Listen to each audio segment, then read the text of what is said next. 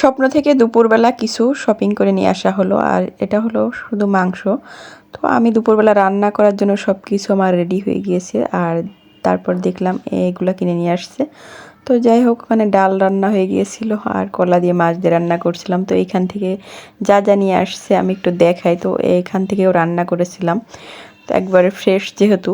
তো এখানে কলিজা নিয়ে আসা হয়েছে 2টা খাসির, আর এখানে হলো একটা একটা করে বের করি 3 ধরনের মাংস নিয়ে আসা হয়েছে। এখানে হলো খাসির পায়া নিয়ে আসা হয়েছে। তো আমি বের করছিলাম একে একে, আর এই যে, তো এগুলা কিন্তু সুন্দরভাবে একবারে পরিষ্কার করে দেয়।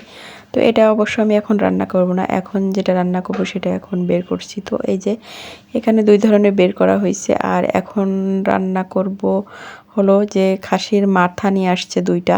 তো সেই খাসির মাথাগুলাই রান্না করব আমি।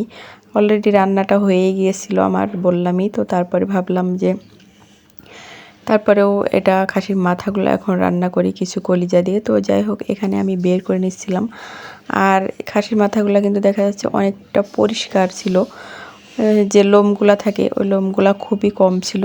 তো ওগুলা কিন্তু দেখা যায় যে বেশি লোম থাকলে ওটা কিন্তু পরিষ্কার করতে একটু ঝামেলাই হয়ে যায়।